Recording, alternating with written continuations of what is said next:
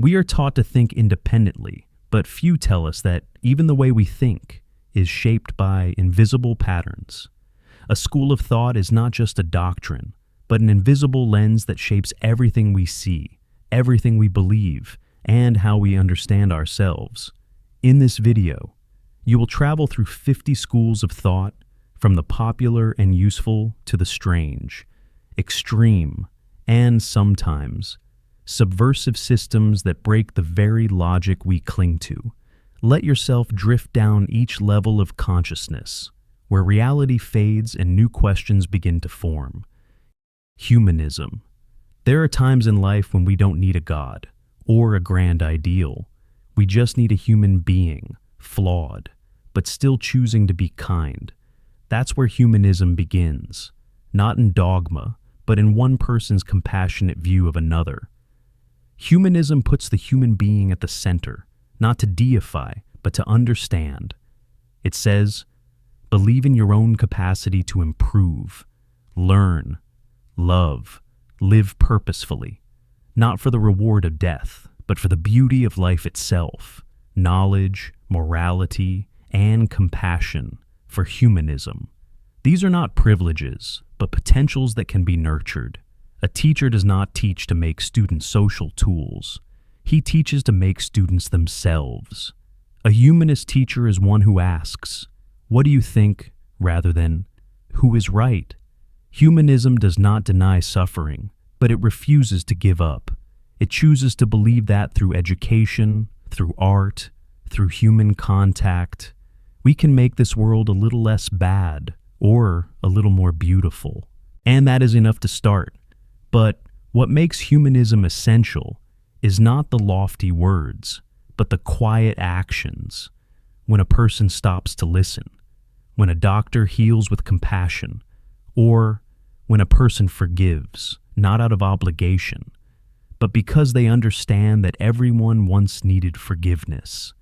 In a world beset by consumerism, political squabbles, and inner isolation, humanism is a gentle reminder that humanity, in all its flaws, can still be a thing of hope.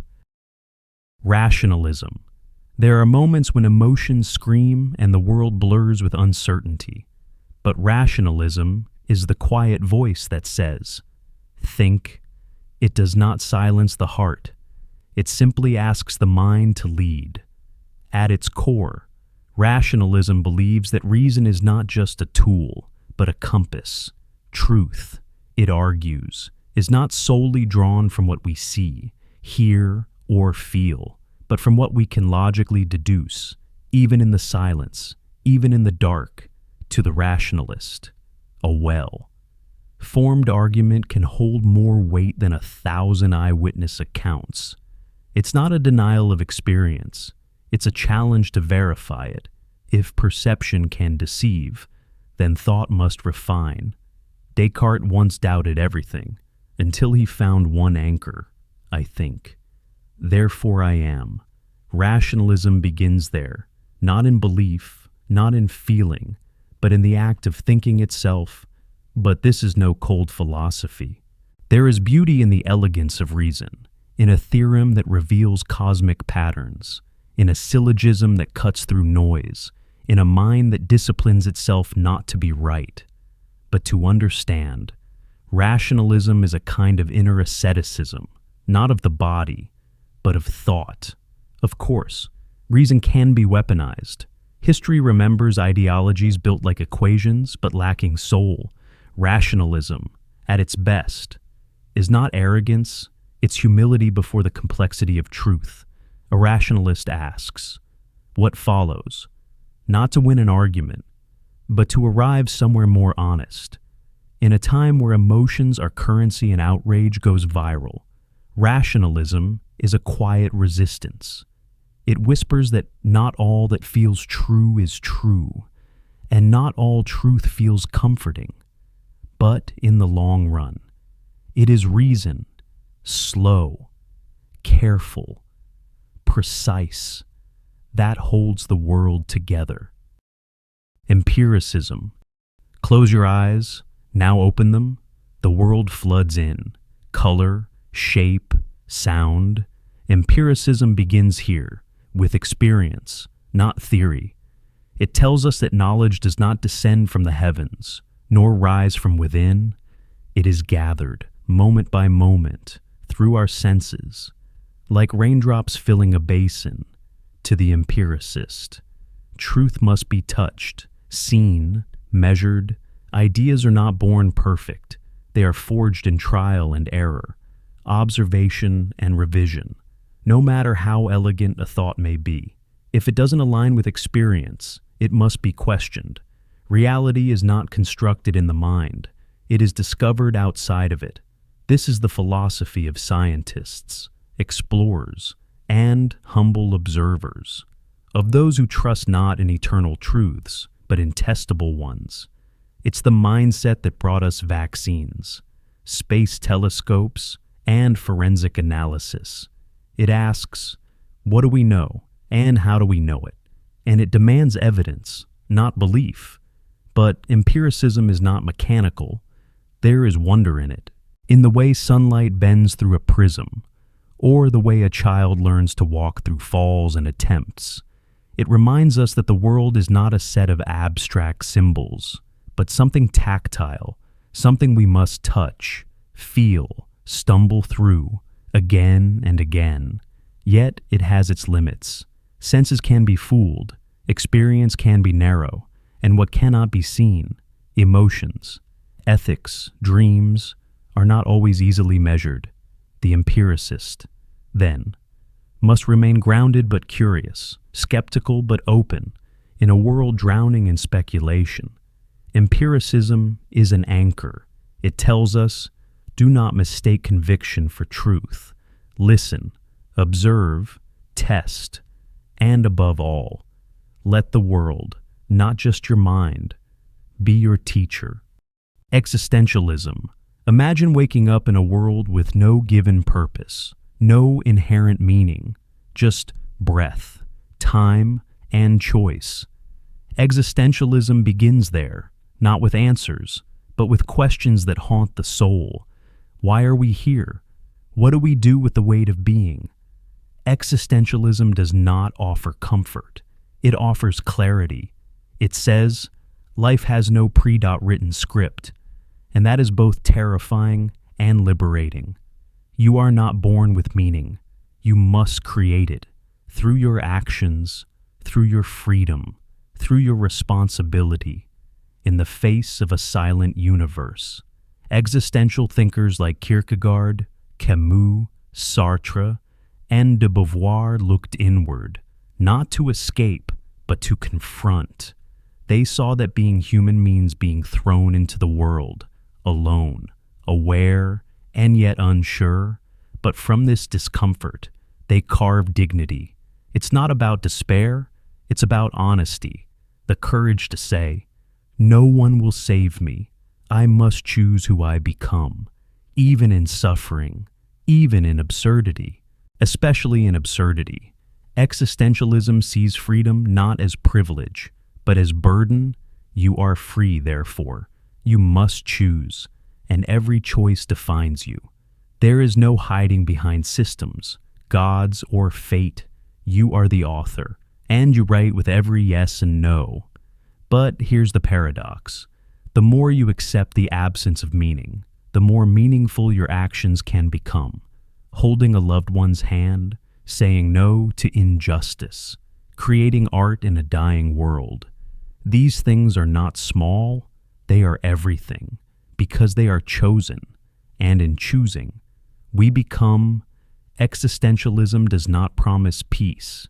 It invites you to stare into the void and smile anyway. Stoicism. There is a kind of strength that does not shout. It does not resist loudly, nor demand attention. It stands still while the storm passes. That is the heart of Stoicism. Stoicism was born not in ivory towers, but in crowded streets and shifting empires. It was the armor of slaves, merchants, soldiers, and emperors alike, all seeking to endure what life throws without surrendering their inner peace. To the Stoic, The question is never, what happened to me? But, what can I control within it? This philosophy doesn't ask you to be emotionless, only to master your response. Pain is inevitable, panic is optional, death will come, fear is a waste. Others may insult, your character remains your own. Everything external is like wind. You can't stop it, but you can learn to sail through it.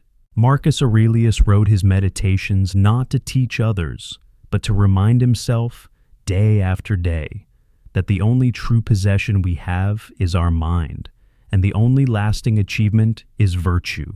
Epictetus, once a slave, taught that freedom begins not with chains breaking, but with desire being released. The Stoic does not avoid life. He engages with it fully, but without illusion. He loves, but does not cling. He dreams, but prepares. He works, but detaches from outcome, because he knows that fortune is a wheel, and you are not its center. In a world of chaos, Stoicism offers structure. When outrage sells, when news incites, when feelings overflow, Stoicism whispers, pause, reflect, choose how to act, not how to react. This is not indifference, it is resilience. It is the art of guarding your soul while keeping your heart open, of stepping back from the fire without losing your warmth. To be stoic is to walk calmly through a world on fire and not be burned. Utilitarianism. What is a good life for the utilitarian? The answer is deceptively simple. Maximize happiness, minimize suffering, not just for oneself, but for the greatest number, the moral compass. Then, is not found in intention, tradition, or divine law, but in outcome. What matters is what your actions cause in the real world. If saving one person causes 5 others to suffer, is it still right? If a lie prevents a war, is it still wrong? Utilitarianism invites us into these difficult questions, not to find perfection, but to reduce harm. Jeremy Bentham called it the greatest happiness principle. John Stuart Mill tried to refine it, distinguishing higher pleasures from lower ones, insisting that not all joys are equal, but both agreed. Morality is not abstract. It is measurable, lived, tested in each decision we make. Every choice is a calculation, a balancing of consequences. This may sound cold, even mechanical, but at its core lies compassion, a desire to take seriously the experiences of others. It is a philosophy that asks us to zoom out, to consider impact, to care not just about our own pain, but the pain of the many, and to act accordingly, even when it costs us. Yet, utilitarianism is not without shadows. What if maximizing happiness for many means sacrificing the few? What if the numbers justify cruelty? Can we ever predict outcomes clearly enough to build an ethics on them? These dilemmas haunt the utilitarian, because the weight of every decision rests on what could happen, a burden both rational and deeply human. Still, in a fragmented world, utilitarianism dares to ask, what helps most? What harms least? It's not always precise. It doesn't always feel good, but it keeps asking the right questions. And sometimes, that's the most moral thing we can do. Essentialism. Strip everything away. Titles, roles, appearances, opinions, and what remains. That is the question of essentialism. At its core, essentialism believes that everything, a thing, a person, an idea, has an essence, a fundamental nature that defines it, even if hidden beneath layers of change, confusion, or choice. A chair may break, transform, be painted 100 colors, yet something about it still makes it a chair. So too with humans, so too with truth. Essentialism is the search for the necessary in the midst of the accidental, in a world obsessed with reinvention and surface. It whispers, not all things are fluid, some things are foundational, some truths are not made, they are found. For the essentialist, a tree is not just wood and leaves, it is the idea of tree.ness, something beyond its parts. Similarly, to speak of human nature is to believe that, beneath cultures and histories, there is something essentially human, not invented, but inherent. This can offer clarity in a chaotic world. Essentialism draws lines. It grounds identity, values, purpose. It says, you are not just what you do or feel. You are also what you are. Not everything is chosen. Some things simply are. But this clarity has also been used as a cage. History has seen essentialism justify exclusion, stereotype, rigidity. To say this is your essence can be a way of saying you cannot change, and yet the fault lies not in the idea, but in its misuse, properly held. Essentialism is not limitation, it is orientation, a way to ask what truly matters, what belongs at the core. It urges us to stop scattering ourselves and return to what is most vital, in thought, in life, in being. Perhaps its greatest gift is this. In a world constantly asking what's next, essentialism gently asks what's true. Structuralism. What if meaning is not in the thing itself, but in its position within a system? Structuralism suggests that we do not think, speak, or even feel in isolation. We move through invisible grids, languages, myths, customs, signs, all forming a structure that shapes how we know what we know. You are not simply you. You are a node in a larger pattern, born in the study of linguistics. Structuralism began with Ferdinand de Saussure's insight that words don't carry meaning by themselves. A word is only meaningful because it is not another word. Night means something only because it's not day. Meaning arises from contrast, not essence. From there, the idea spread like wildfire into anthropology, psychology, literature, architecture. Claude Lévi-Strauss used it to decode ancient myths. Roland Barthes used it to dissect fashion and ads. Everywhere, the structuralists saw systems and within them, the rules that silently govern us. Structuralism teaches us to look beyond individuals. The author matters less than the language he uses. A culture is not just made of people, but of repeated forms, binaries, categories, rituals, taboos. To understand anything, you must understand the structure behind it. This view can be both clarifying and unsettling. It centers the ego. It says, you are not the author of meaning. You are its product. Even your thoughts are shaped by structures you didn't choose. Yet it is not a fatalistic view. If we can understand the structure, perhaps we can change it. If we see how meaning is built, we might build it differently. Structuralism is the quiet hand behind the curtain. It asks not what does this mean, but how does meaning itself work, and in doing so, it reveals the hidden architecture of thought. Romanticism. There are moments when reason fails to explain the tremble in your chest at the sight of a sunset, when no system can account for the way a poem leaves you undone. Romanticism lives in these moments, where the heart rebels against the coldness of reason and the weight of structure. Born as a revolt against Enlightenment logic and industrial uniformity, Romanticism said, "We are not machines. We feel, we dream, we break. And in that very fragility lies our deepest beauty. Nature is not raw material, it is sacred. Emotion is not chaos, it is truth in motion." To the romantic, The self is not something to be tamed or explained.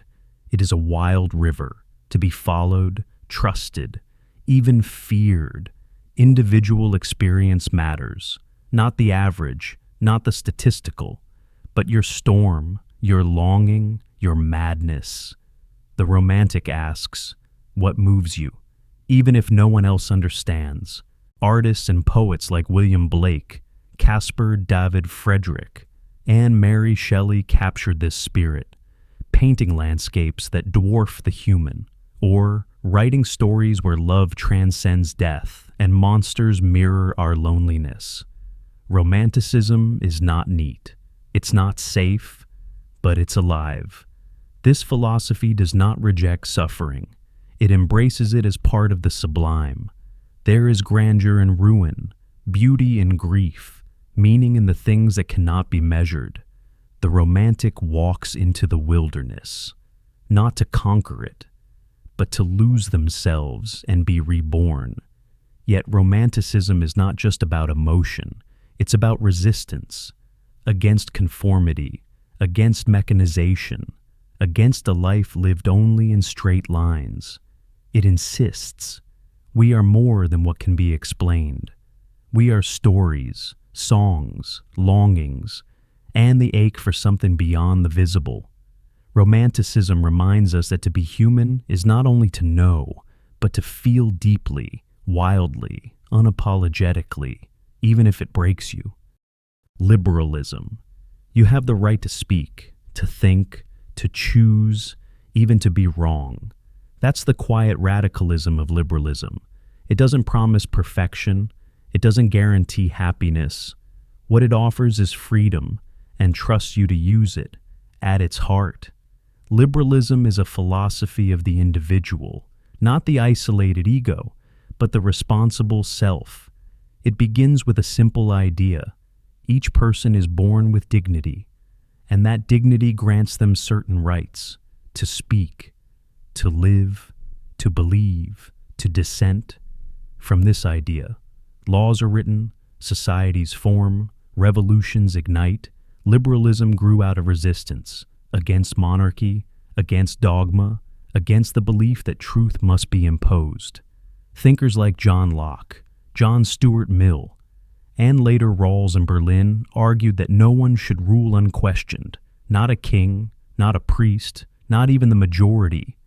Power, in all its forms, must be accountable, but freedom to the liberal is not chaos. It is a structured space where people can coexist despite differences. It means tolerating voices you disagree with. It means protecting the minority from the will of the majority. It means rules, not to restrict life, but to allow it. This balance is fragile. Too little liberty, and society becomes a cage. Too much, and it becomes a storm. Liberalism is the attempt to walk that line, to trust reason, to build dialogue, to believe that truth emerges not from control, but from conflict and debate. It has flaws. It can be naive. It struggles with inequality, with corporate power, with voices that drown out others. But it remains a bold hope that people, given space and protection, will not just serve the state, they will shape it. Liberalism doesn't tell you what to be. It asks only that you allow others the same freedom you claim. In a time of polarization, that might be the most radical idea of all. Marxism, look around. Who owns the land? Who does the labor? Who reaps the reward? Marxism begins not with metaphysics, but with the material. Who gets what and why? For Karl Marx, history is not a story of ideas, but of struggle between those who have and those who do not, between the owners of capital and the workers whose hands keep the machine running. Every society, he argued, is built on this conflict, hidden beneath myths of merit, tradition, or law. Marxism tears down the illusion of neutrality. The state is not above class. It protects it, Culture is not innocent. It reproduces ideology. Even morality, in the Marxist view, often serves power more than justice. The world, then, is not as it seems. It must be decoded. But Marxism is not just critique, it's prophecy. It envisions a world beyond exploitation, where labor is not alienated, and people are not reduced to tools. A society where ownership is shared, needs are met, and freedom is not the luxury of the few, but the foundation of the many. To get there, however, requires rupture. Marx saw capitalism as inherently unstable, devouring resources, widening inequality, creating crises. It cannot solve. Revolution, in his eyes, was not just justified, it was inevitable. Of course, history complicates theory. States built in Marx's name often betrayed his vision. Bureaucracy replaced liberation. But the Marxist critique remains piercing. What we call normal is often constructed to keep us silent. Marxism doesn't ask you to dream abstractly. It asks you to look at the world as it is, to follow the money, trace the power, and ask, who benefits from things staying the same? It reminds us that freedom is not just a feeling, it is economic, and until the worker is free, no one truly is. Feminism. What does it mean to be heard, to be seen, not as a role but as a full human being? Feminism begins with the silence, the erasure, the centuries where women's voices were dismissed, their labor devalued, their bodies controlled. It is not just a cry for equality, it is a call to remember, to re-center, and to rebuild a world that has long been designed by and for men. At its core, feminism is a philosophy of liberation. It asks not only what rights do women deserve, but how has power defined woman in the first place? It questions not only laws, but language, not only access, but assumption. There is not one feminism, but many. Liberal feminism fights for legal rights and workplace equity. Radical feminism seeks to dismantle patriarchy at its roots. Intersectional feminism, introduced by Kimberlé Crenshaw, reminds us that gender cannot be separated from race, class, sexuality. Each adds a thread to a larger tapestry, the struggle for dignity, agency, and voice. Feminism looks at a classroom and asks, who is encouraged to speak? It looks at history and asks, whose story was never written? It looks at love and asks, what does power look like here? And in every space. It challenges the normal, because what is normal for some has long been a prison for others. It is not hatred. It is not inversion of roles. Feminism is the demand that no one be reduced to a stereotype, a function, a body, that no person, regardless of gender, be told what they are allowed to be. In a world where power often wears a smile, feminism is the quiet persistence of truth. It says, your experience matters, your autonomy matters, and if the world does not make room for that, it must be reshaped. Capitalism. You wake up, you check your phone. Ads greet you before your own thoughts do. You work, you earn, you spend, and the cycle begins again. This is not just economy, it's ideology, it's capitalism to the capitalist. The world is a network of exchanges, value for value, price for product, effort for reward. Private ownership, free markets, and competition are not just practical mechanisms. They are moral imperatives. They promise freedom, the freedom to choose, to create, to succeed, or to fail. Capitalism claims neutrality. It doesn't tell you what to desire, only gives you endless ways to fulfill it. It says, let the market decide.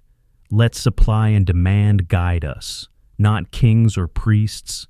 Let value emerge not from decree, but from willingness to pay.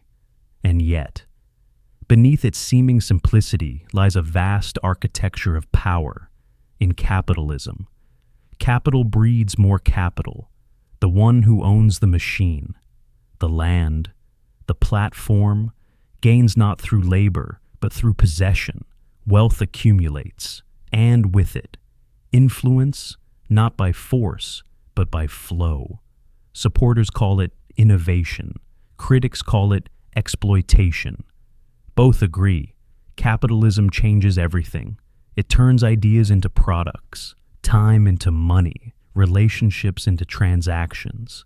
It rewards efficiency and often punishes slowness, softness, or care that can't be monetized. What makes capitalism seductive is its promise.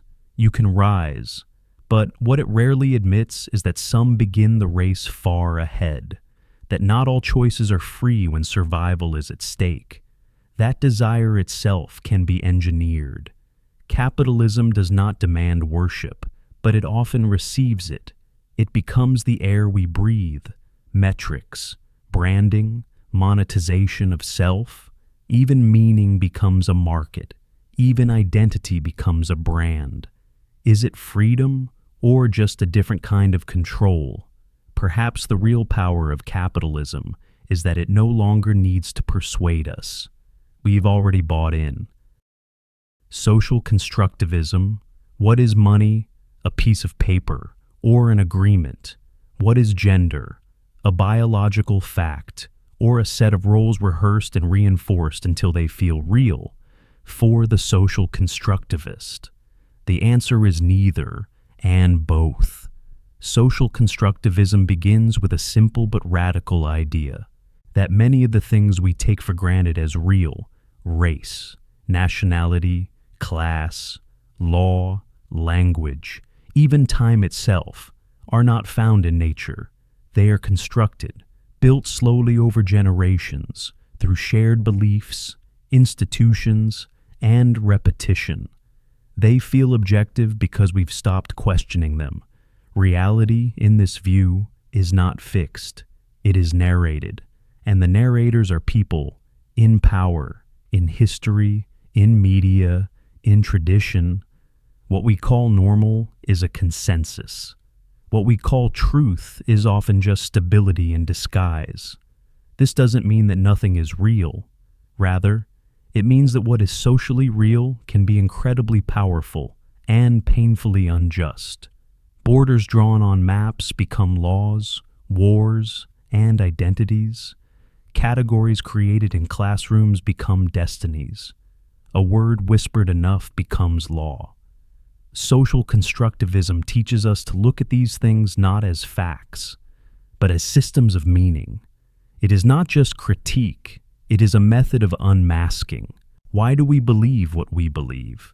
Who benefits from this belief? What would happen if we believed something else? Thinkers like Berger and Luckmann showed how entire realities are created and maintained through daily interaction.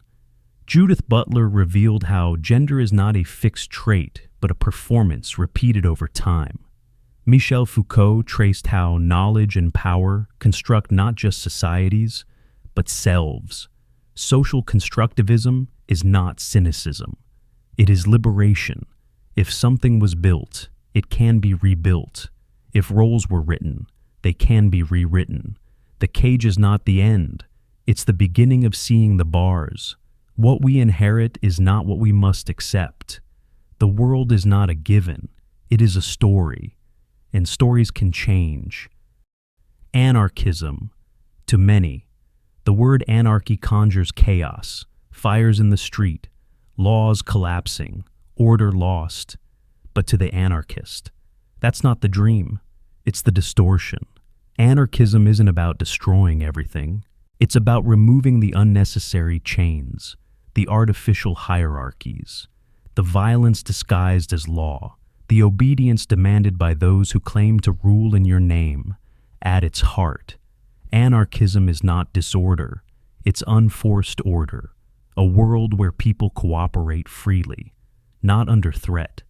Anarchism begins with a question. Why do we need rulers at all? if humans can care, create, and coexist? Why must we be governed by force, from schools to prisons, workplaces to parliaments? Anarchists see power not as natural, but imposed. And anything imposed must be justified or dismantled. Thinkers like Proudhon, Bakunin, Emma Goldman, and Kropotkin believed that human beings, left to organize themselves, could build fairer, freer communities, not through competition, but mutual aid. They envisioned federations, not states, cooperation, not coercion. Anarchism is deeply idealistic and deeply practical. It critiques the state, but also capitalism, patriarchy, borders, bureaucracy. It sees how systems divide and dominate, how control is normalized. It invites us to ask, what would this look like if no one had the right to force it on us? Critics say it's naive. Anarchists reply, isn't it naive to believe violence will make us free? They do not claim humans are perfect, only that systems of control often make us worse. Remove the master, and you remove the slave. Not in theory, in structure. Anarchism is not a utopia. It is a horizon, a direction away from domination, toward dignity. It doesn't promise a perfect world. It simply insists we try to build one without shackles. Conservatism. Not every wall is a prison. Some are foundations. Some protect, not confine. Conservatism begins here, with a reverence for what is endured. To the conservative, society is not a machine to be rebuilt every generation. It is a fragile inheritance, a living structure of laws, customs, and values passed down not because they are flawless, but because they have survived. Change is not forbidden, but must be cautious, considered, and respectful of what came before. Conservatism is a philosophy of humility. It warns that human wisdom is limited, that unintended consequences often follow bold reforms. It asks, what if the chaos we seek to fix is better than the chaos we might unleash? The past, for the conservative, is not a burden. It's a guidebook written in trial, error, and blood. Thinkers like Edmund Burke and Michael Oakeshott reminded us that tradition is not stagnation, but accumulated experience. That freedom does not thrive in disorder, but within institutions, family, religion, law, that give life shape and meaning. Without these, liberty becomes loneliness. But conservatism is not just nostalgia. It's a belief in continuity, that identities are shaped not only by choice, but by belonging. It favors community over radical individualism, responsibility over instant gratification. It sees the world not as a blank canvas, but a fragile tapestry, repairable, but not to be torn. Yet its shadows are real. Conservatism can resist needed change. It can sanctify injustice by calling it tradition. It can fear the unfamiliar instead of understanding it. But at its best, it offers something often lost in restless times: stability, gratitude, restraint. Conservatism asks not what's new, but what still works. Not what can we destroy, but what must we preserve to remain ourselves. Nationalism. There's a strange power in a line on a map. Though invisible to the eye, it can make strangers into kin and kin into enemies. Nationalism begins with a longing to belong, to feel that you are part of something larger, a people, a language, a shared memory stretching beyond your own life. It tells you, you are not alone. You are part of a nation. It is more than geography, a nation. To the nationalist is a story of ancestors and martyrs, of glory and loss, of culture and land intertwined. That story becomes identity. The flag becomes skin. The anthem becomes heartbeat. In its gentlest form, nationalism is love, for homeland, tradition, and the people who share it. It preserves languages, honors ancestors, builds resilience. It gives the powerless a voice, the scattered a center. Anti-colonial movements, from India to Africa, rose with nationalist flames, reclaiming dignity through identity. But that same flame can burn, because where there is us, there is always them. Nationalism can turn borders into walls, pride into exclusion, and identity into ideology. When the nation becomes sacred, dissent becomes betrayal. When purity is praised, complexity becomes a threat. Thinkers like Benedict Anderson called nations imagined communities, not illusions, but shared fictions we agree to believe. They are not lies, but constructs, powerful, real, and malleable. Nationalism, then, is not about truth. It's about feeling, and feelings, once ignited, rarely stay contained. Nationalism asks, who are we? But the wiser question might be, how do we define we without forgetting they are human too? It can unite, it can divide, it can liberate, it can oppress. Like fire, it must be handled with care, or it consumes everything. Individualism. You are not a number, not a tool, not an extension of family, tribe, or nation. You are a person, unique, irreplaceable, whole. Individualism begins with this simple conviction. The individual is the fundamental unit of meaning, value, and rights. The world may be vast, but it is through the self, your thoughts, your choices, your dreams, that it becomes real. To the individualist, freedom is not a luxury. It is the condition for authenticity. No one else can live your life for you. No one else should dictate your path. Whether you succeed or fail, it should be yours. This philosophy has deep roots in Stoicism, in Enlightenment liberalism, in the rugged self-reliance of American transcendentalists like Emerson and Thoreau. It fuels revolutions and rebellions. It creates artists, inventors, misfits. It celebrates the right to be different, to dissent, to walk alone. But individualism is not selfishness. At its best, it recognizes that respecting others begins with respecting their autonomy, that communities thrive not by crushing identity, but by allowing it to flourish. That true cooperation comes not from conformity, but from freely chosen solidarity. And yet, it has a shadow. When taken to extremes, individualism forgets interdependence. It turns freedom into isolation. It makes vulnerability feel like failure, and connection seem like weakness. In a society obsessed with self, people can forget that meaning often lives between, not within, us. Still, individualism remains a powerful reminder that before the flag, before the system, before the group, there is the person, and within that person, a light that deserves to stand on its own. Collectivism. You did not build this alone. The language you speak, the road you walk, the knowledge you inherit, none of it began with you. Collectivism begins with this truth, that the individual is not the source, but the product to the collectivist. The self is real, but incomplete. You are shaped by others, family, culture, economy, history, your freedom, your success. Your very being emerged from a web of shared effort and sacrifice. Therefore, the health of that web, the collective, matters most. Collectivism values solidarity over self-expression.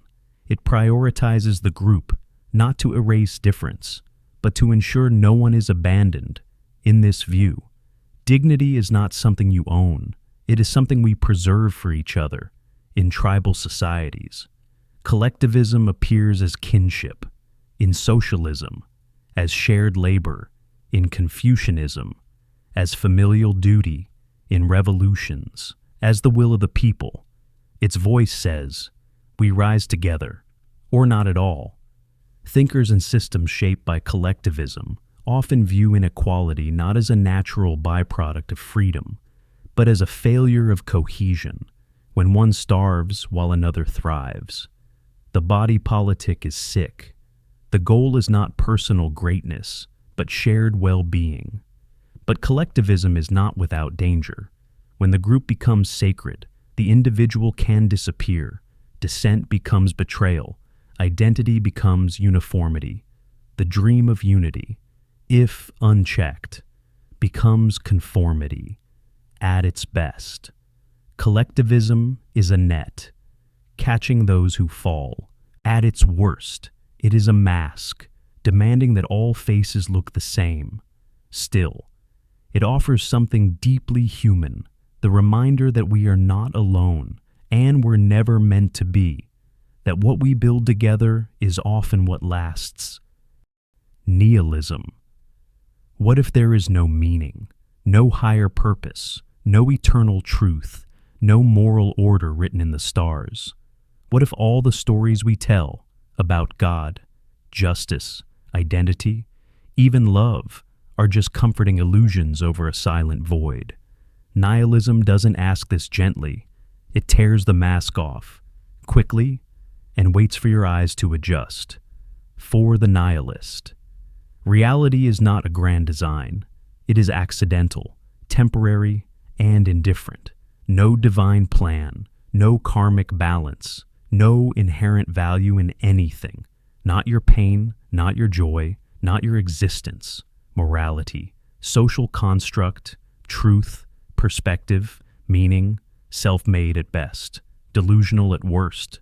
This is not despair, it is clarity, the raw, unsettling clarity of a world where nothing is guaranteed. And Nietzsche warned of this moment, the death of God, not as celebration, but as crisis. Once the foundations crumble, what holds us up? What stops us from collapsing into chaos or apathy? Many recoil from nihilism, afraid it leads to destruction, and sometimes it does, when misunderstood.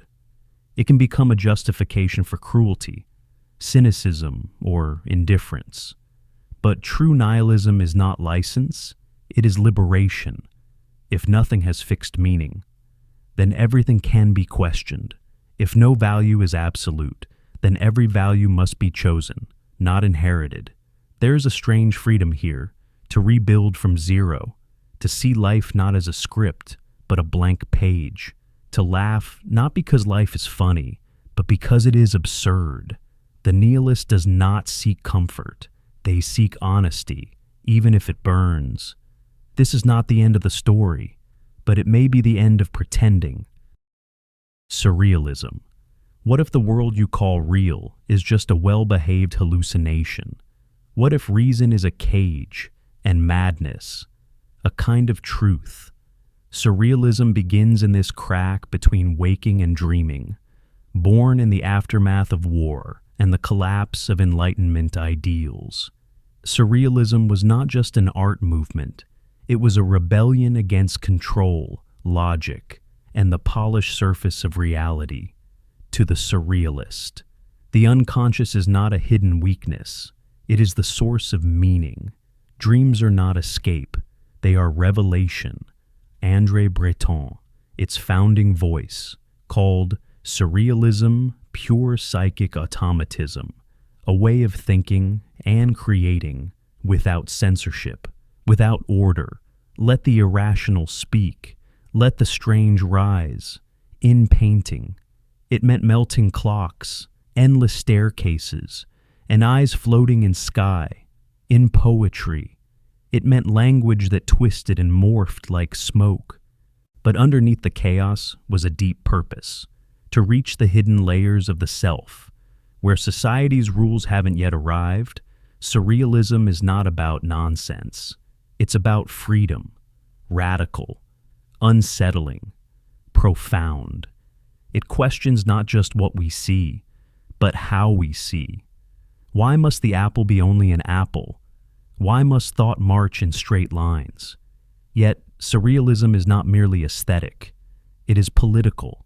It sees the rational order of society, borders, hierarchies, laws, as constructs no less artificial than dreams. If reason built the war machine, maybe dreams can dismantle it. To engage with Surrealism is to step into a mirror that doesn't reflect, to feel that time has loosened, that logic has fallen asleep, and that something raw, beautiful, and deeply strange is now speaking in its place. It is not a movement to be understood. It is a door to be walked through. Dadaism. What do you create when the world itself has gone mad? When reason fuels war, logic builds bombs, and culture becomes a mask for cruelty. You destroy the frame, you cut up the poem, you laugh, not because it's funny, but because nothing makes sense anymore. Dadaism was born in the ruins of World War I. It was not a movement, it was a scream, an anti-art, anti-philosophy, anti-everything that claimed to make sense in a world soaked with blood and bureaucracy. To the Dadaist, meaning was not sacred, it was suspect. They saw how ideologies led to trenches, how order led to obedience, how culture became propaganda. So they made nonsense, on purpose, with scissors and glue, with noise and absurdity. They shattered the illusion. They put a urinal in a gallery and called it sculpture. They wrote poems by pulling words from a hat. They danced in trash and spoke in gibberish. They weren't trying to be understood. They were trying to break the spell of seriousness, the kind that leads men to kill for flags. Narcissus Zara, Marcel Duchamp, Hugo Ball, these were not jesters. They were radicals in clown's clothing. Dada was sabotage wrapped in play, protest disguised as joke. It showed that absurdity wasn't in the art. It was in the world outside the gallery. But Dadaism also opened doors. By tearing down what art should be, it made space for what art could be. It reminded us that silence can be screamed, and that laughter can be sharper than any manifesto. Dada doesn't ask you to agree. It dares you to let go, to feel the unmaking, and in the wreckage, maybe, just maybe, to find a freer kind of truth. Absurdism. Imagine a man rolling a boulder up a hill, only to watch it roll back down, over and over, forever. He sweats, he struggles, he knows it's pointless, and yet, he persists. This is absurdism, born in the ashes of war and the silence of a godless universe. Absurdism looks not for answers, but for the courage to live without them. It does not say life is meaningless, only that it lacks inherent meaning, and that we, creatures who crave purpose, are trapped in a world that offers none, to the absurdist. This conflict is not something to be solved, it is the condition of being human. You search, you build, you pray, you love, but deep down, you know. The universe will not explain itself. It will not bend to your longings. Albert Camus, its clearest voice, asked, "Should we kill ourselves now that we know life has no meaning?" His answer was radical. No, we must revolt, not with guns, but with defiance, with art, with laughter, with choosing life, not because it matters in some cosmic sense, but because we are here, and it is ours. Absurdism is not nihilism. It does not embrace despair. It embraces contradiction. It says, you can feel lost and still dance. You can know the futility and still write poems in the sand. You can love people who will die. You can build sandcastles knowing the tide will come. And maybe that is meaning enough. In a world obsessed with progress and productivity, absurdism is a quiet rebellion. It values presence over purpose, sincerity over certainty, It asks us to stop demanding that life makes sense and start making something beautiful with what we have. You are here. You are breathing. You are absurd. And maybe, just maybe, that's something sacred. Cubism. You look at a face, but you don't see one face. You see every angle at once. A nose in profile, an eye frontal, a jawline twisted sideways. It is not a distortion. It is a truth too large to fit inside a single view. This is Cubism, born in the early 20th century through the radical visions of Pablo Picasso and Georges Braque. Cubism shattered the illusion of perspective, the lie that there is one way to see, one point of view that reigns supreme. Instead, it offered multiplicity, fracture, simultaneity. To the cubist, the world is not a seamless picture. It is a layered mosaic of experiences, compressed into time and space. Reality does not arrive in a clean rectangle. It unfolds like shards of broken glass, reflecting different versions of the same object. A guitar is not just a guitar. A face is not just a face. They are time, perception, and memory collapsed into form. But Cubism is more than a visual revolution. It is a philosophical rupture. It challenges the authority of the single frame, whether in art, in thought, or in politics. It whispers, there is no one truth, only many truths, overlapping, colliding, coexisting. In a cubist world, logic bends, space folds. The viewer is no longer passive. They must reassemble what has been taken apart. Meaning is no longer given. It is built by the beholder. The painting doesn't speak to you, it speaks through you. Cubism reflects the fragmented self of modernity, where identity is split across roles, languages, cultures, where memory is nonlinear, where stories contradict. And yet, amid this disassembly, something new emerges, a more honest representation of complexity.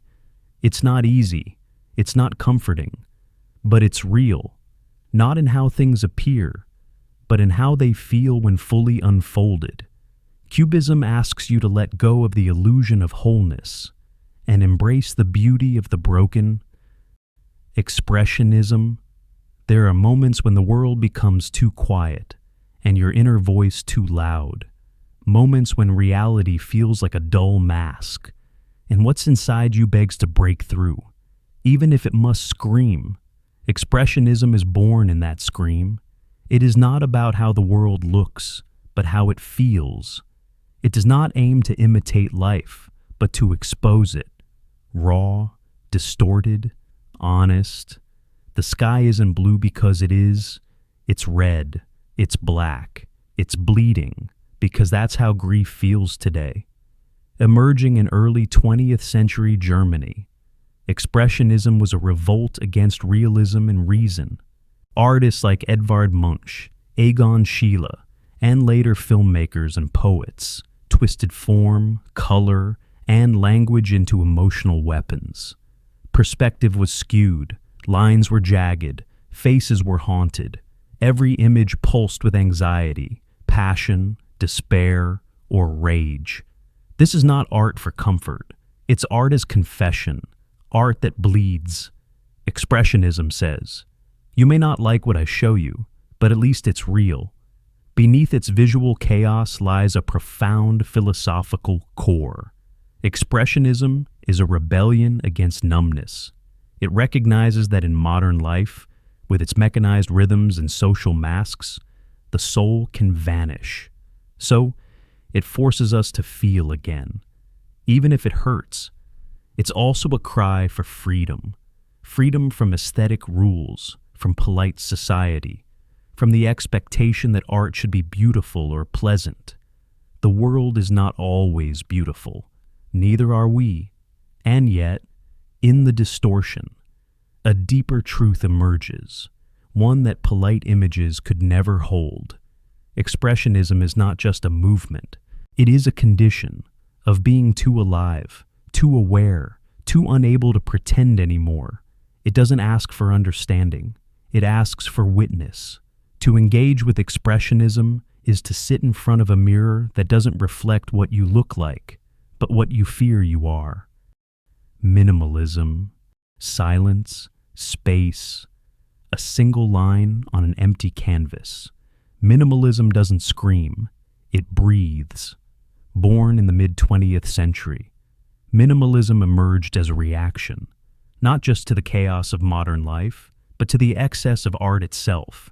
After decades of abstraction, symbolism, and emotional outpouring, minimalism stepped forward and said, less noise, less decoration, less ego.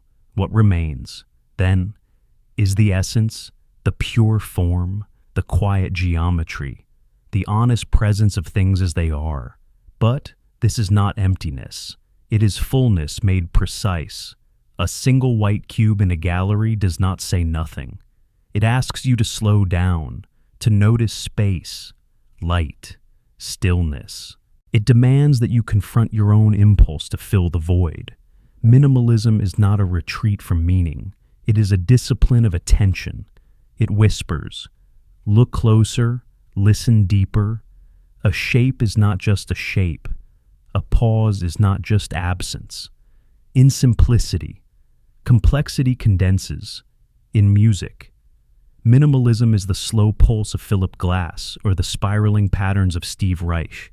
Repetition that becomes trance. Meditation, revelation.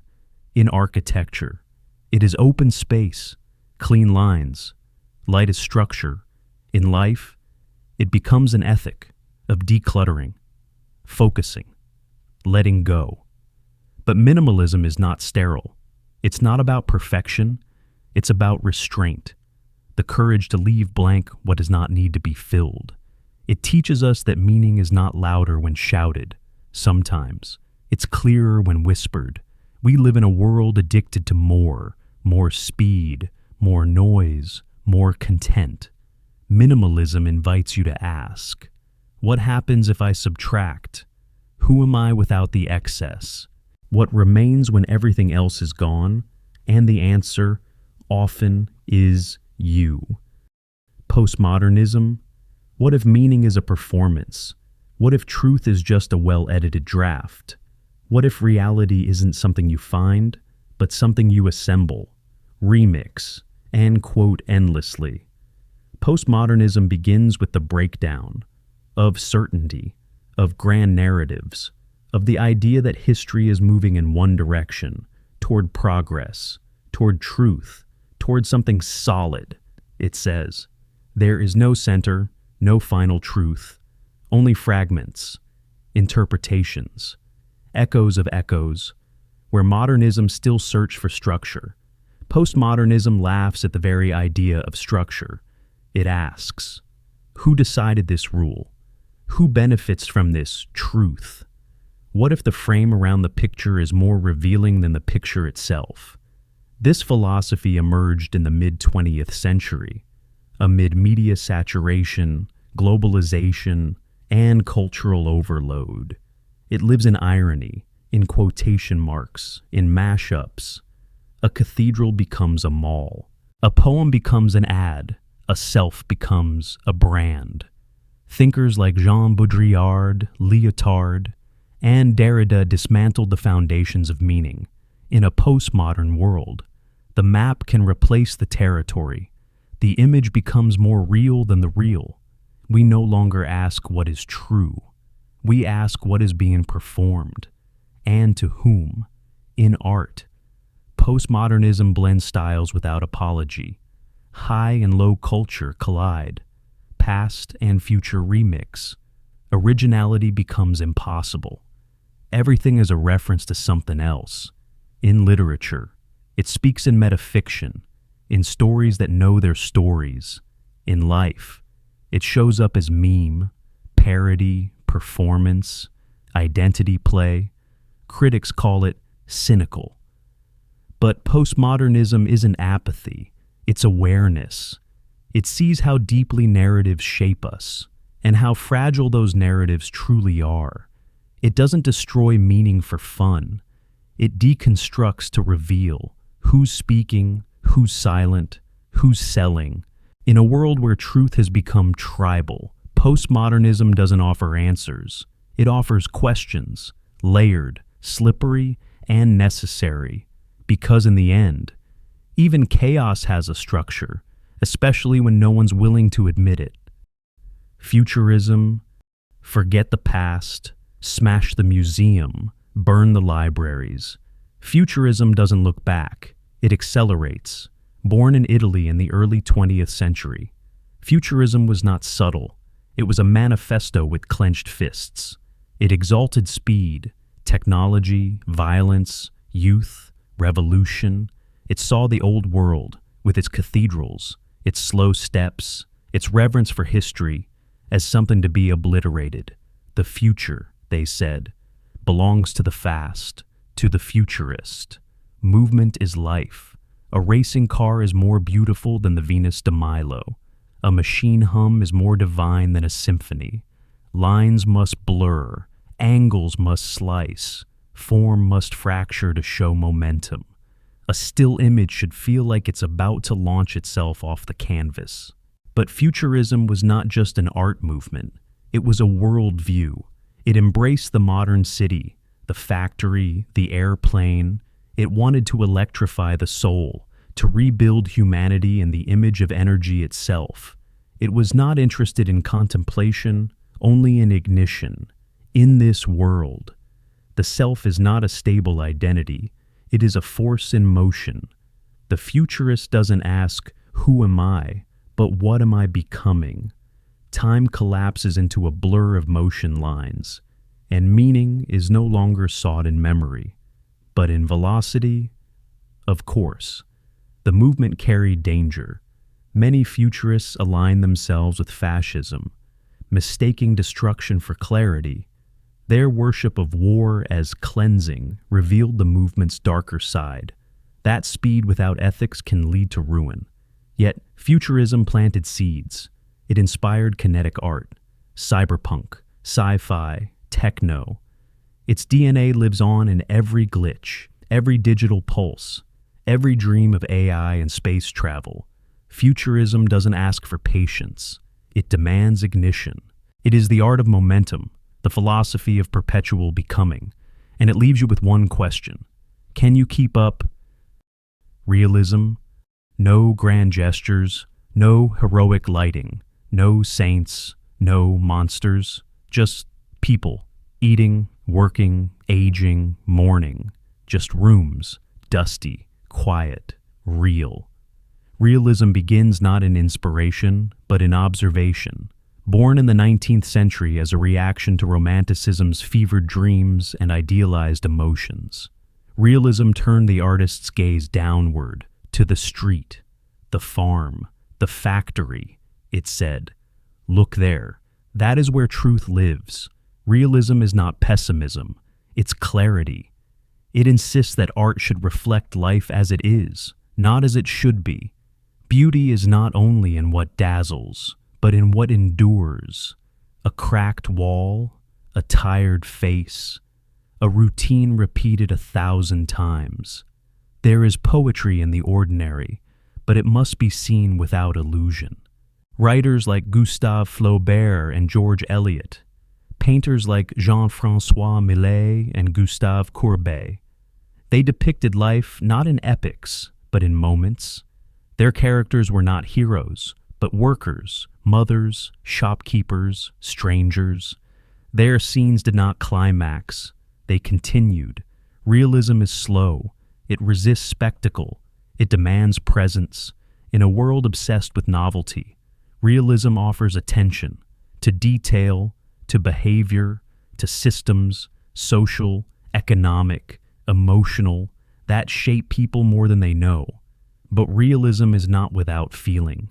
It contains deep empathy. It sees the invisible, the lives we pass without noticing. It bears witness to what most art would ignore: illness, poverty, boredom, silence. It says, this matters too. In philosophy, realism extends beyond art. It is the belief that the world exists independently of our thoughts about it. That truth is not invented, but discovered. That idea should bow to evidence, not fantasy.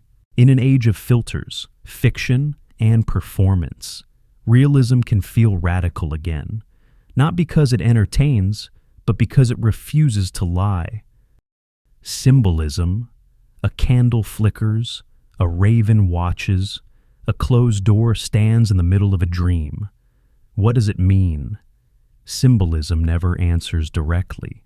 It whispers, it alludes. It invites you to feel something ancient and unnamed, emerging in the late 19th century. Symbolism was not a style. It was a mood, a reaction against the hard surfaces of realism and the harsh logic of the industrial age. It believed that truth was not always visible, that behind appearances lay symbols charged with emotion, myth, memory. To the symbolist, the visible world is only a mask. A rose is never just a rose. It may be love, decay, eternity, or guilt. What matters is not what you see, but what it evokes. In a symbolist painting, a forest may stand for death. In a poem, a mirror may reveal the soul's fracture. Meaning is layered, unstable, subjective. Writers like Baudelaire, Rimbaud, and Mallarmé turned language into spell work. Painters like Odilon Redon and Gustave Moreau filled their canvases with ghosts, angels, and silent rituals. Their works feel more dream than document, shimmering, melancholic, unknowable. Symbolism embraces ambiguity. It doesn't teach, it suggests. It doesn't define, it dissolves. It trusts that the subconscious knows more than the intellect, that what we can't explain may still be the most true in this world. Nothing is literal. The moon is never just the moon. A locked box may hold a memory, a sin, a god. Time may not move forward. A glance may rewrite the past. To encounter symbolism is to stand inside a metaphor, one that shifts each time you return. This philosophy lives on in Surrealism, modern poetry, and even dreams themselves. It teaches us that the world is not only to be seen, but interpreted, that everything, however mundane, might be a message, and sometimes the symbol means more than the thing itself. Idealism, close your eyes, everything you know, colors, shapes, sounds, even time, disappears. And yet, something remains. Not the world, but the awareness of it. This is where idealism begins. At its core, idealism claims that mind is primary, not matter, not objects, not atoms, but consciousness, ideas, experience. To the idealist, reality is not something we encounter out there. It's something we construct in here. This is not denial of the world.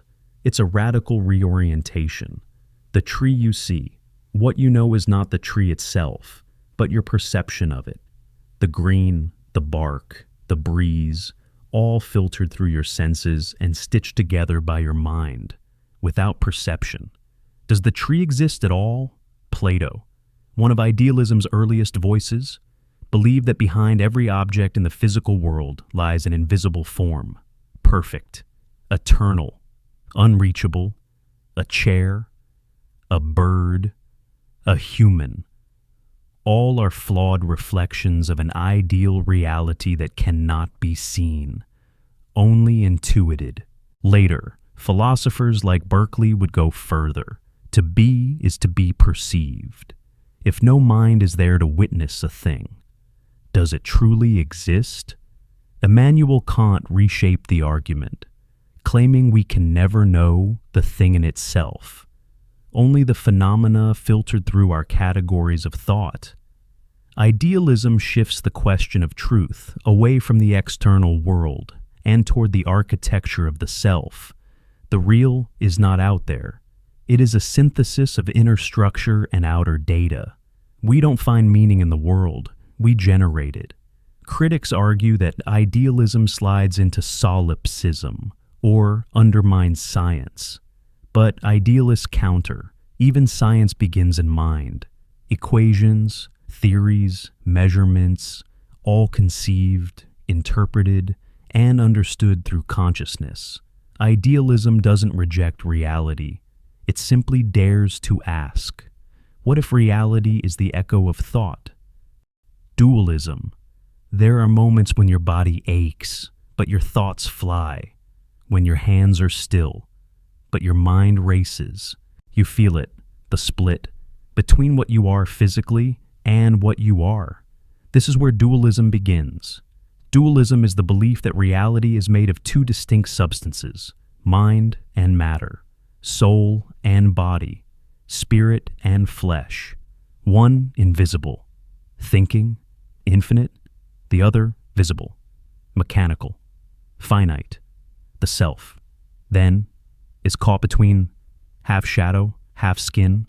René Descartes, the philosopher most associated with this view, once said, I think, therefore I am, to him. The only thing that could not be doubted was the existence of the thinking self. The body could deceive, the senses could lie, but the eye that doubts is undeniably real. From this, Descartes drew a sharp line. Res cogitans, thinking substance, and res extensa extended substance. Your mind and your body are not the same thing. They may interact, but they are not one. This split echoes across religions and cultures. In Christianity, the soul leaves the body. In Eastern thought, the spirit reincarnates. In modern physics, the observer stands apart from the observed. Dualism offers comfort. I am not just this body, I am more. But it also raises haunting questions. How can something immaterial move something material? Where is the soul located? If mind and body are so different, why do they seem so tightly bound? Critics of dualism argue for monism, for brain-based consciousness, for embodied selfhood. Yet, even today, neuroscience struggles to explain how neurons give rise to thoughts, intentions, or love. The mystery remains persistent, haunting. Dualism doesn't solve the puzzle. It names it. It says, you are not just a machine. You are not just a ghost. You are both, and neither fully. Monism. What if all this, your thoughts, your body, the stars, the pain, the silence, is made of the same thing? Different shapes, different appearances, but at the root, all one. This is the quiet certainty of monism, a metaphysical belief that everything in existence is part of a single substance, principle, or reality. No division, no duality, no cosmic split. Some monists say, all is mind, that matter is an illusion, and only consciousness exists. Others say, all is matter, that thought is just a complex chemical pattern in the brain. Still others say, even those labels are illusions. There is something more primal, more unified, more foundational, and everything else is just a ripple on its surface. In Eastern philosophies, monism appears as Brahman in Advaita Vedanta, the one, infinite, undivided reality behind all names and forms. In Western thought, Baruch Spinoza declared that God and nature are not two, they are one and the same, a single substance with infinite expressions. To the monist, what we call difference is surface, the self and the other, both masks, the soul and the body, both waves in the same ocean, time and space. Two ways of carving up what cannot truly be separated. This is not abstract poetry. It's a profound shift in perception. Monism asks, what if separation is the illusion? What if fear, conflict, identity, even death are misunderstandings of a deeper unity? Of course, this comes with cost. If all is one, then so is suffering, so is evil. Monism cannot escape complexity. It absorbs it. It asks us not to divide the world into good and bad, body and mind, self and world, but to see all of it as aspects of a single unfolding. Monism does not simplify. It deepens. It offers no escape, only immersion, and perhaps in that unity, we find not answers, but peace. Determinism. You flip a coin, heads or tails. It feels like chance. It feels like choice. But what if, from the weight of your fingers, to the air pressure, to your subconscious intention, the outcome was inevitable? This is the unsettling core of determinism, that everything that happens is the only thing that could have happened in a deterministic universe. Every event is the effect of a previous cause, a chain stretching back to the beginning of time. Your thoughts, triggered by chemicals, shaped by upbringing, nudged by moments you didn't choose. Your desires, products of genes and history. Your choices, consequences in disguise. From classical physics to modern neuroscience, determinism has powerful allies. Newtonian mechanics paints the universe as a giant clockwork, precise, predictable, mechanical. Laplace imagined a being who, knowing all the positions and velocities of particles, could predict the future with certainty. No mystery, no freedom in philosophy. Determinism doesn't deny consciousness. It questions agency. If every decision arises from prior conditions, is it still yours? Are we free or merely reacting, beautifully, tragically, to forces beyond our control? Some find comfort in this. If everything is determined, then guilt fades, regret loses its sting. You couldn't have done otherwise. You did what you were bound to do. Others feel crushed by it. If nothing can be changed, what does responsibility mean? Yet not all determinists reject meaning. Some embrace compatibilism, the belief that freedom and causality can coexist, that to act freely doesn't require randomness, only that our actions flow from who we are, even if who we are was shaped. Determinism doesn't demand that you surrender. It asks you to look closer, to see how choices emerge, how causes converge. It says, you are not outside the system, you are the system. And once you see that, what you do next was always meant to be solipsism. You look at the world, trees swaying, people talking, stars flickering above. But how do you know any of it is real? How do you know anything exists outside your own mind? Solipsism dares to say. You don't, at its core. Solipsism is the radical idea that the only thing you can be sure exists is your own consciousness. Everything else, every voice you hear, every object you touch, every person you love, may be nothing more than a projection within your mind. There is no proof that anyone else is truly there. This is not arrogance. It is honesty taken to the edge of metaphysics. Descartes began the descent with, I think. Therefore, I am. Solipsism takes the next step, and nothing else can be known. This philosophy is not a belief in superiority. It's a belief in isolation. It is the recognition that no matter how much evidence the senses provide, that evidence is always experienced within your consciousness, never beyond it, and you cannot step outside yourself to verify what's real. In solipsism, reality becomes dreamlike, vivid, convincing, but deeply suspect. Your memories, internal. Your friends, possibly constructs. The very idea of a universe might be just the background logic of your own mind trying to organize experience. It is, perhaps, the loneliest philosophy. Few people claim to live by it, but its shadow appears everywhere, in simulation theories, in lucid dreams, in the flicker of doubt when you ask, Is this really happening? Solipsism is not a worldview. It is a fracture in certainty, permanent, unhealed, but it's not without beauty. If you are truly alone, then everything you experience becomes part of you. Every color, every emotion, every imagined face, all yours.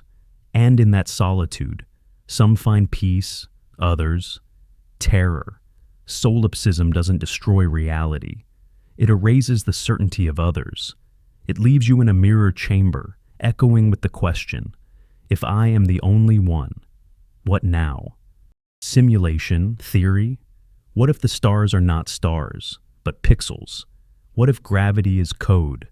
What if every emotion you feel, every memory you hold, every law of physics you trust, is a calculation running in the background of a system too vast to see? Simulation theory begins with a glitch, a crack in the seamless fabric of the real, a déjà vu, a coincidence too precise, a rule that changes when you aren't looking. And from that crack emerges a question. Is this real or rendered in its most popular form? Simulation theory suggests that our universe is not fundamental, but simulated, perhaps by an advanced civilization or an intelligence beyond comprehension. Nick Bostrom formalized it as a trilemma. Civilizations never survive to simulate reality. They do, but choose not to simulate. Or, we are almost certainly living in one right now. This is not mere sci-fi. It's metaphysics wrapped in math. As computing power grows, as quantum mechanics whispers uncertainty, as consciousness itself resists definition, the line between the real and the rendered grows thinner. Simulation theory blends philosophy, physics, and existential dread. It echoes ancient doubts, Plato's cave, Descartes' evil demon, even Buddhist Maya, all questioning whether the world we perceive is truly there. The only difference, now the illusion wears a circuit board, if the world is simulated. What does that mean for meaning? Does morality matter if the rules are written in code? Or is choice the only real variable, the one thing not programmed? Some find comfort in it, a way to explain life's randomness, a structure behind the chaos. Others spiral into nihilism, into paranoia, into a deep loneliness where nothing feels grounded anymore. But simulation theory doesn't say the world isn't real. It says it might be real to us, even if its foundations are synthetic. After all, dreams feel real while they last, and even in a simulation, pain still hurts. Love still changes us. So, whether pixel or particle, the question remains, what will you do inside the illusion? Phenomenology. Before we explain the world, before we reduce it to atoms or ideas, there is experience, a color, a memory, the warmth of sunlight on skin, the sound of your name spoken softly. You don't think these things, you live them. Phenomenology is the philosophy of this first-person world, the world as it shows up to you. Before theory, before belief, before language, it says, forget what the world is. Ask instead, what is it like to experience this world, right now, from inside a conscious mind? Edmund Husserl, the founder of phenomenology, called for a return to the things themselves, not the objects, but the phenomena, how things appear to consciousness, the smell of coffee, the feeling of waiting, the gaze of another. These are not secondary to reality, and they are reality, as lived, to study them. Phenomenology brackets assumptions. It suspends judgment about the external world, not to deny it, but to examine how meaning arises within our perception. The tree outside is not just bark and leaves. It is filtered through memory, emotion, attention. What you see is never just what is. It is always what appears to you. Later, thinkers like Heidegger and Merleau-Ponty expanded the view. We don't just observe the world. We are thrown into it, bodily, temporally, relationally. You're not a detached mind looking out. You're a being in time, in space, with a history and a body that shapes how you see. Phenomenology dissolves the boundary between subject and object. There is no view from nowhere. All knowing is lived. All truth begins in how it feels to be. In an age of abstraction, phenomenology returns us to presence, to breath, gesture, tone, rhythm, light. It reminds us the world is not just a fact. It is also a field of feeling. And if you want to know what's real, start with how it appears when you close your eyes and notice. Deconstructionism. What if every word you speak carries within it a contradiction? What if every structure of thought, law, justice, identity, even meaning itself, is built on unstable ground? Deconstructionism begins with a subtle but devastating idea. That language cannot fully contain truth, that what we say is always haunted by what we leave unsaid, that every definition hides its own undoing, rooted in the work of Jacques Derrida. Deconstruction is not about destruction, it's about unpacking, about peeling back the layers of meaning we take for granted. When someone says truth, Derrida asks, whose truth? When we read a sentence, he asks, what does it exclude, distort, assume? Deconstruction is not relativism. It does not claim all meanings are equal. Rather, it reveals that meanings are always deferred. They shift depending on context, intention, power, and silence. There is no final word.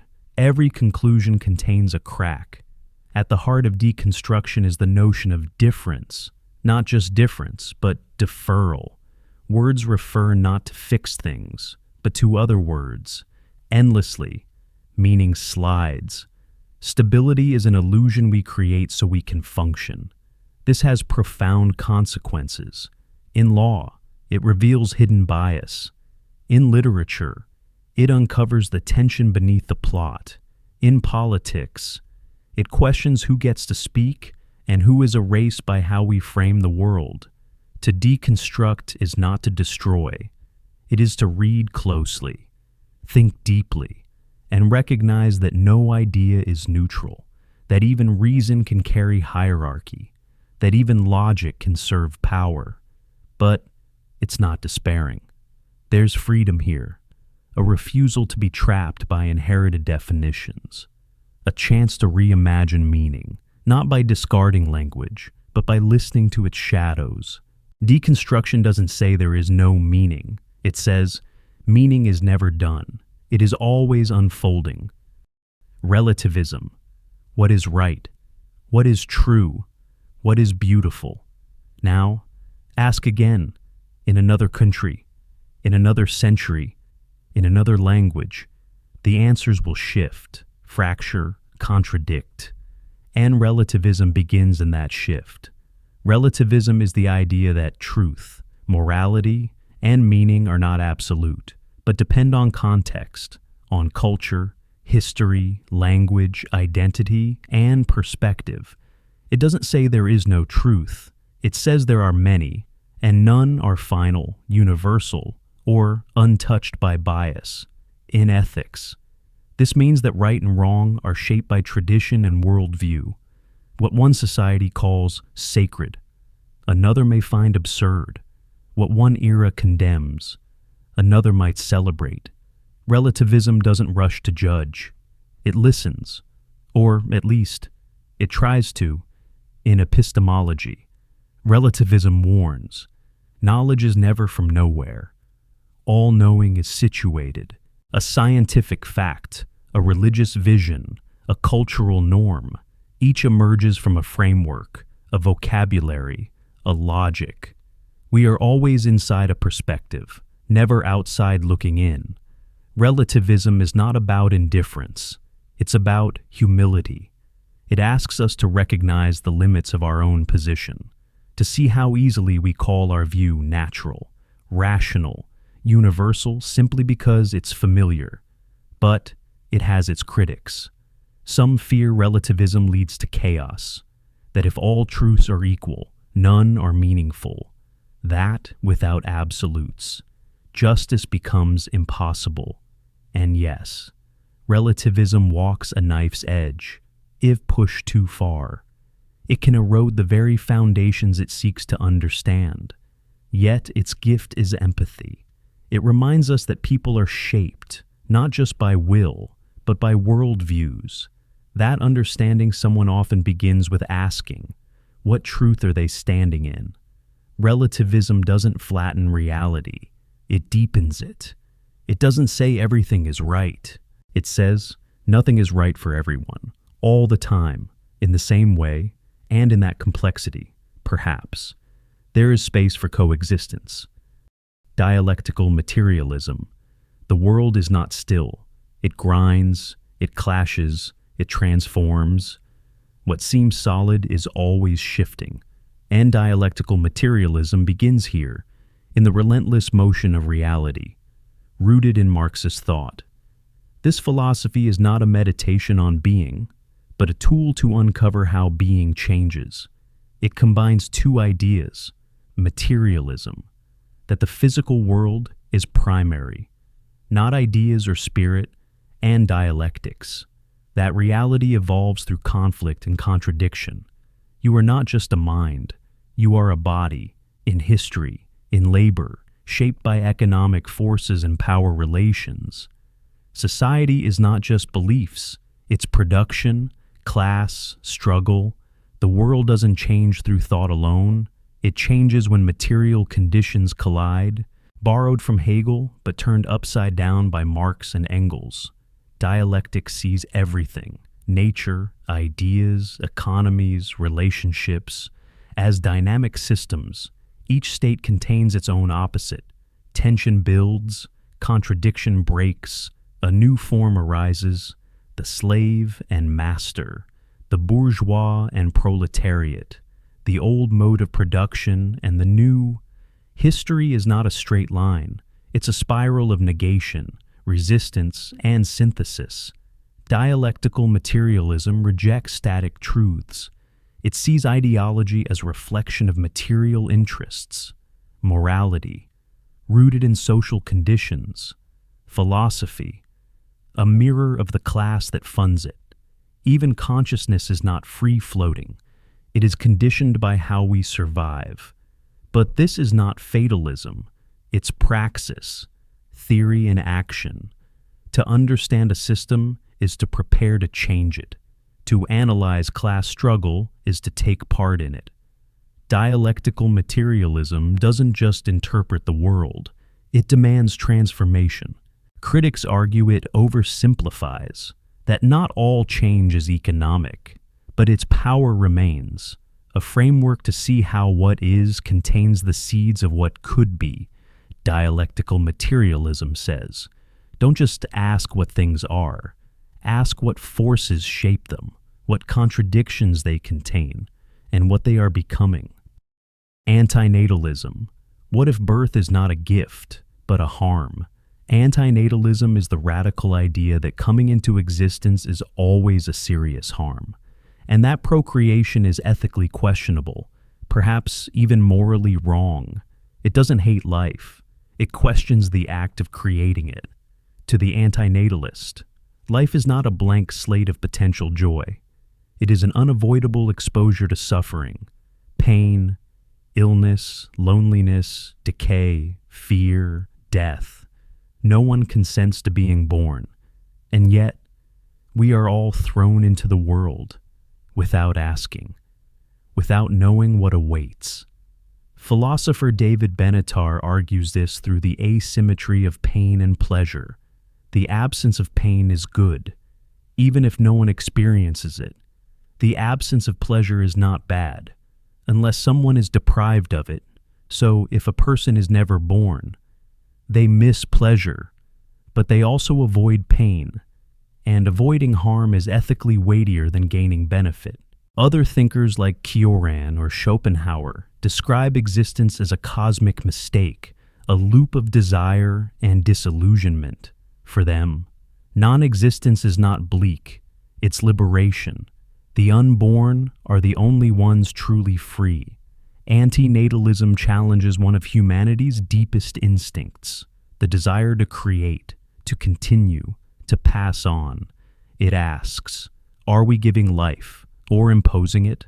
Are we loving children or sentencing them to the same struggle we inherited? But it is not always pessimistic. Some antinatalists are moved not by despair, but by compassion, by a wish to end suffering at its source. To them, it is the ultimate act of mercy to leave the future empty. Critics call it defeatist, nihilistic, anti-human, and perhaps it is. But it is also a mirror, one that forces us to ask, is life a gift we give or a burden we refuse to admit? Absurdist theism. What if God exists, and still life has no meaning? Absurdist theism is the haunting fusion of two ancient opposites, belief in a divine creator and acceptance that life is fundamentally absurd. It dares to hold both, that the universe may be designed, yet still meaningless to us. Traditionally, theism gives comfort, a higher order, a reason for suffering, a plan behind chaos. But absurdist theism shatters that comfort. It says, even if God is real, he may be silent, distant, or unknowable. His presence may explain existence, but not purpose. It draws from thinkers like Søren Kierkegaard and Albert Camus. Though they stand at odds, Kierkegaard spoke of the leap of faith, embracing God beyond reason, even in absurdity. Camus, in contrast, rejected divine answers, choosing defiance in the face of the void. But absurdist theism does something stranger. It believes and still despairs. Imagine a creator who built this vast, intricate universe and then left it blank of instructions. Imagine praying into silence, hoping through ambiguity, aching for signs that never come. That is the heart of absurdist theism, the collision of cosmic order and existential absurdity. It doesn't deny God, it doesn't reject the sacred, but it strips away certainty. There is no promise of meaning, no assurance that suffering has value. The divine may be real, but the why remains unknowable. So, how does one live, like Camus' Sisyphus, pushing the boulder with full awareness, but also like Kierkegaard's Night of Faith, walking forward into the absurd with trembling hope? It is not nihilism. It is worship inside the absurd. Absurdist theism asks, what if the universe has a maker, but no map? Would you still walk? Would you still sing? Deep ecological anarchism. The earth is not a resource. It is a living system, and we are not above it. Deep ecological anarchism begins with this awakening, that the crisis of ecology is a crisis of hierarchy, unlike shallow environmentalism, which seeks to sustain human comfort while reducing damage. Deep ecology asks us to question the very belief that human life is more valuable than all other life. It challenges the anthropocentric illusion, and in doing so, unearths something more radical, the need to dismantle structures of domination altogether. This is where it merges with anarchism. To exploit nature is to control it. But where did this mindset come from? Deep ecological anarchists argue. It stems from the same systems that teach us to obey rulers, to divide people by class, to conquer instead of coexist. If we want to heal the earth, we must dismantle hierarchy in all its forms, political, social, and ecological. The forest doesn't vote, the river doesn't pay tax, yet they live, evolve, sustain. And so, the deep ecological anarchist asks, Why should society be built on authority, coercion, and ownership? Why not mutualism, symbiosis, and freedom? It is not a utopian vision. It's a post-civilizational one, a world of decentralized communities, in tune with bioregions, guided by ecological wisdom rather than economic growth. No more cities choking rivers. No more industries mining mountains into graves. No more treating Earth as dead matter.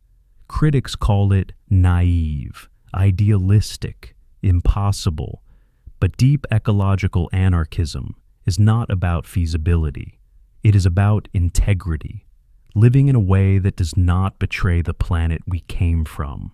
In a time of climate collapse, mass extinction, and spiritual alienation, it asks, what would it mean to stop governing the earth and start belonging to it again?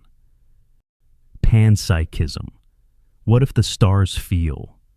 What if the stone beneath your foot has a flicker of experience, however faint, however silent? Panpsychism is the radical, ancient, and quietly seductive idea that consciousness is not an emergent glitch of evolution, but a fundamental feature of the universe, not exclusive, not rare, but everywhere. It does not say that all things think, not that a rock deliberates or that a cell composes poetry, but that everything might have some inner aspect, some glimmer of awareness, not like ours, but real nonetheless. A proto-experience, a basic subjectivity. It sounds absurd, and yet it solves a stubborn puzzle. How does mind arise from matter if we start with dead stuff, atoms, particles, neurons? How do we arrive at the sunrise of experience? Panpsychism flips the script. Maybe consciousness didn't emerge from matter. Maybe it was always there, like gravity, like time. This isn't new. The Stoics felt it. Indigenous cosmologies lived it. Leibniz's monads echoed it. But modern panpsychism, revived by philosophers like Galen Strawson or Philip Goff, gives it rigorous voice. If consciousness exists, and nothing comes from nothing, it must go all the way down. Every electron, every quark, may have a shadow of experience. The brain, then, doesn't create consciousness. It organizes it, concentrates it. Like a lens focusing diffuse light, panpsychism doesn't explain everything. It doesn't tell us what consciousness is, but it challenges the arrogance that says only humans, or only brains, can feel. It whispers. Mind is not above the world. It is within it. Critics call it mystical, unverifiable, poetic. Perhaps it is.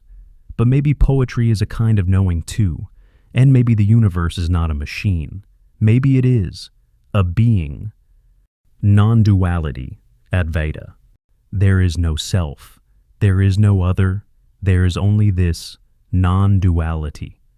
Often known through the Indian school, Advaita Vedanta, is not a belief. It is a seeing.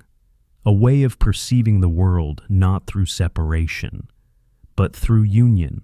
It suggests that the apparent dualities we live by, self and other, subject and object, mind and world, are illusions born from language and thought. The core idea is radical in its simplicity. You are not a person in the universe. You are the universe, appearing as a person. This is not mystical poetry. It is experiential philosophy. For the Advaita teacher, truth is not a concept to be grasped, but an illusion to be dissolved. There is no journey to enlightenment, because you were never separate to begin with. The mind creates a story. I am here. The world is there. But when thought quiets, even for a moment, something else is revealed. A vast, boundless awareness, silent and unmoving, in which all things appear and vanish. That is what you are. Non-duality is not about transcending the world, nor escaping suffering. It's about seeing through the illusion of separation, not intellectually, but directly. The wave realizes it is not apart from the ocean. This view dissolves the questioner and the question. There is no one left to seek, and nothing left to find. Just presence, raw, empty, full. It can be disorienting, even terrifying.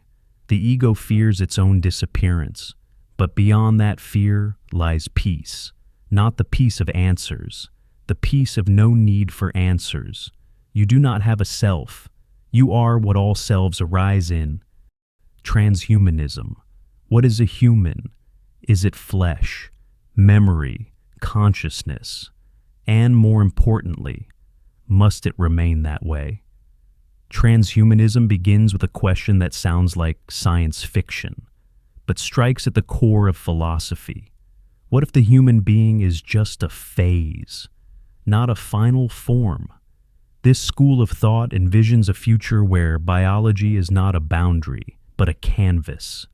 Through science, engineering, and radical innovation, transhumanists seek to enhance the human condition, extending life, amplifying intelligence, erasing disease, and even transcending mortality itself. It's not just about gadgets.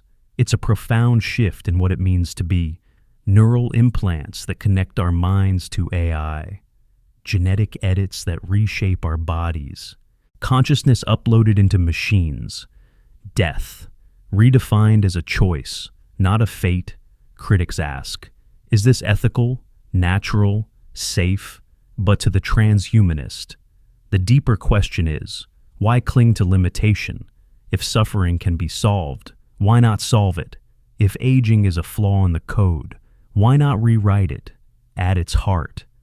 Transhumanism is both a philosophy of possibility and a challenge to human exceptionalism.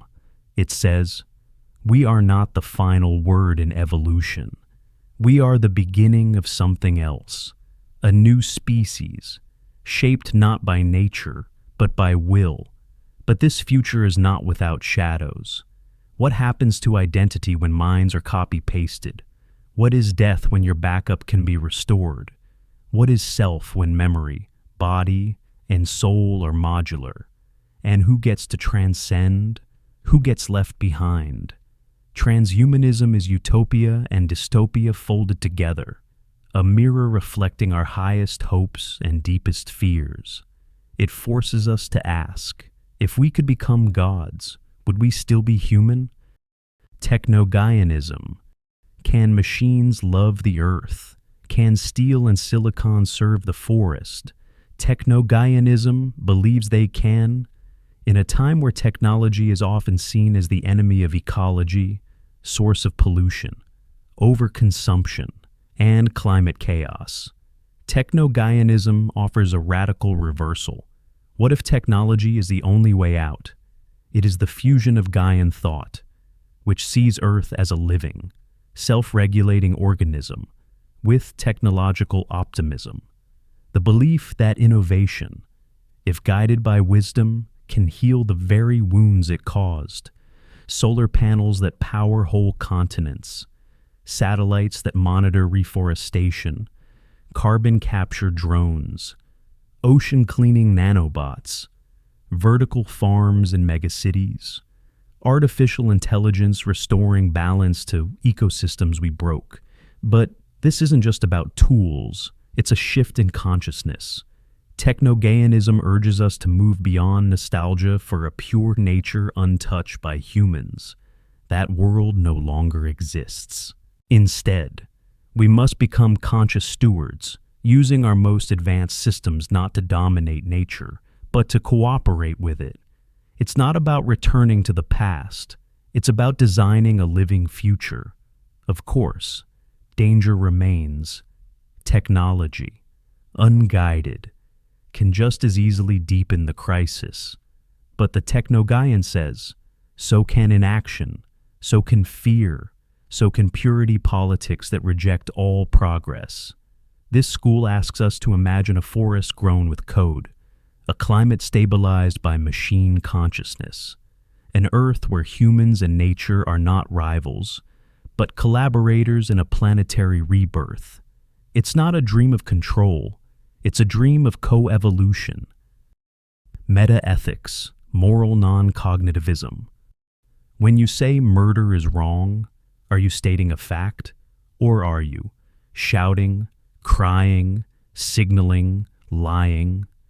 Moral non-cognitivism is a sub-branch of metaethics that challenges not what is right or wrong, but whether those words mean anything factual at all. It proposes that moral statements are not about truth, but about expression. In this view, stealing is bad doesn't describe a property of stealing. It's more like, boo, stealing. It's an emotional reaction, or a command, don't steal, or a signal to others. I am the kind of person who disapproves of stealing. This might sound nihilistic, as if morality collapses, but non-cognitivism doesn't say morality is meaningless. It says it's not truth-apt, not the kind of thing you can prove or disprove, like a painting, like laughter, like love, some variants, like emotivism. Focus on moral language as emotional outbursts. Others, like prescriptivism, argue that moral claims are imperatives. They tell others what to do. Still others see moral speech as social glue, a way to reinforce norms, not uncover facts. The unsettling implication. Two people can argue endlessly about what's right, but if non-cognitivism is true, they're not disagreeing about reality. They're playing different instruments in the same foggy orchestra. What happens then? To justice, to ethics, to human rights. Non-cognitivism doesn't deny their importance, only their objectivity. We can still feel morality, still live it, but we no longer pretend it floats above us. Like some universal law, it is ours, created, negotiated, performed. Is this dangerous or liberating? When morality is no longer a mirror, but a mask, what truth do we reveal when we remove it? Gödelian incompleteness logic. Imagine a book. Inside it, every truth about numbers is written. Every theorem, every proof, perfectly organized. Now, imagine a single sentence scribbled in the margin. This sentence cannot be proven within this book. If the book proves it, it lies. If it can't, it's incomplete. This is the paradox at the heart of Gödel's incompleteness theorems, and it shatters the dream of perfect certainty. In the early 20th century, mathematics sought to build a flawless foundation, a system so rigorous that everything true could be proven. But Kurt Gödel, with surgical precision, showed that any consistent formal system, complex enough to describe arithmetic, will contain true statements that cannot be proven within the system itself. In other words, no matter how complete your logic is, it will always whisper something it cannot say. To some. This was a technical result in mathematical logic. But to philosophers, mystics, and seekers, it cracked open a deeper reality. There are truths beyond proof. There are things that are real, even if they remain forever unspeakable inside our current frame. Gödelian logic undermines the idea of total systems, not just in math, but in ideology, language, belief. Every worldview has its blind spot, every doctrine its silence. In the shadows of structure, something always escapes, something true, yet unreachable. This realization is both humbling and hopeful. Humbling, because we must admit, no model will ever explain it all. Hopeful, because mystery is never exhausted. Even machines, if governed by logic, must face their limits. No AI, no algorithm, no oracle can ever escape the incompleteness embedded at the root. In Gödel's universe, the final word is silence. And maybe, within that silence, lies freedom. Hyperreality, Baudrillard. What if what we call reality no longer exists? Not because it vanished, but because it was replaced by copies so perfect, so persuasive, that the original no longer matters. That is the world of hyperreality, as unveiled by French philosopher Jean Baudrillard. A world not of lies, but of simulations, where signs no longer point to meaning, they just point to other signs. An endless mirror maze of representations in hyperreality. The copy doesn't follow the real, it precedes it. The map comes before the territory. The Disneyland defines the dream. The influencer becomes more real than the life they portray. The war is shaped by the newsfeed that covers it. We consume the simulation of love, not love. We vote for the image of leadership, not the leader. We chase experiences, not to feel them, but to post them. Hyperreality isn't about fakeness. It's deeper. It's when the difference between real and unreal no longer matters. It's when the world becomes a loop of performances, each reflecting another, until the origin is lost. And so, we laugh at deepfakes, yet trust filtered faces. We fear AI hallucinations, yet live inside curated feeds. We crave authenticity, but only if it's aesthetic enough to be shared. Baudrillard did not claim we can escape this. He only held up the mirror and asked, are we seeing ourselves, or just the echo of our desire to be seen, in hyperreality? The screen becomes the self. The performance becomes the truth. And maybe the collapse of reality isn't something to fear, but to recognize and navigate with open eyes.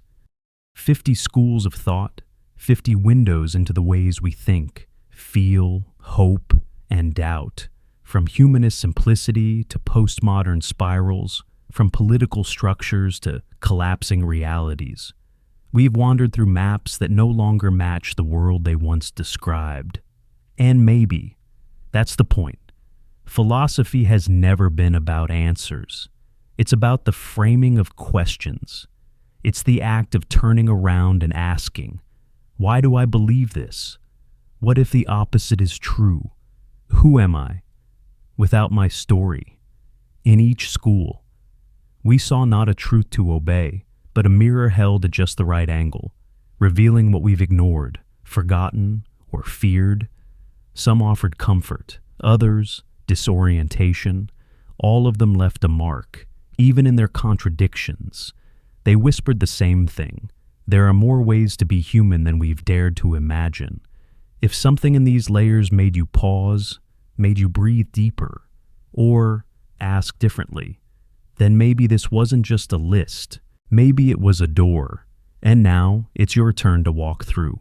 If this journey moved you, share it with someone who thinks in spirals. Subscribe to the Hollow Room for more meditations like this, where questions are welcome and silence is not empty. Until next time, keep wandering.